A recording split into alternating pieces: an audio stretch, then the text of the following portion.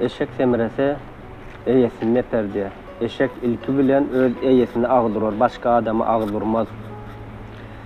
Ne biz hemmemiz yat yurtlarda işleyas, okuyas, gezip görüp rahmet çekiyas kazanç üçün.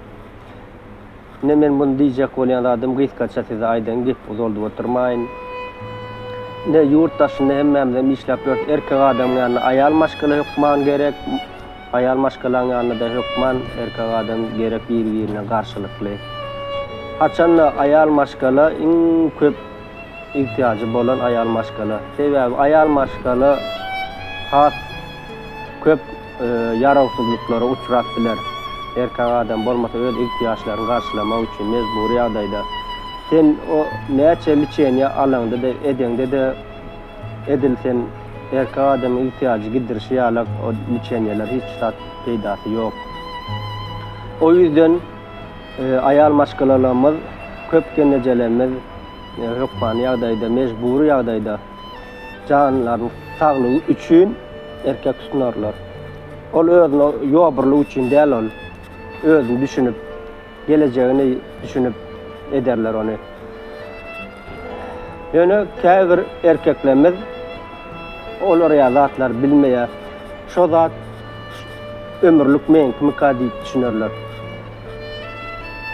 Ayal maşgala söýen wagtyna erwet gysganarlar, söýerler.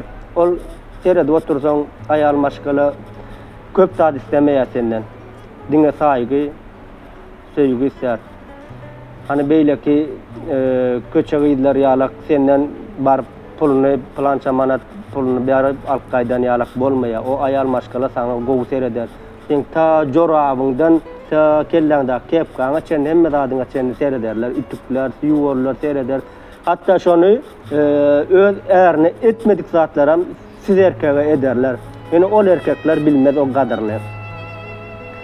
Başka yerde işlen olarlar, 2 gün bir yerde işler, o taýda ya başı boş bozuk keleýlen bir ýerini tapar başlygymydyr ýa bir şoňa meňde öýünde kim bar bolsa bir ýerini erkek eşek tapar, şonuň bilen şeýdi kellesin bulaşdyrarlar, ol ayal maşgala ýadyndan çykarar.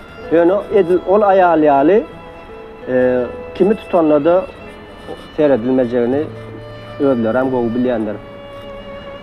Canınız sağ olsun. Bu ýaly bir gayrat erkeklere duşurmasın.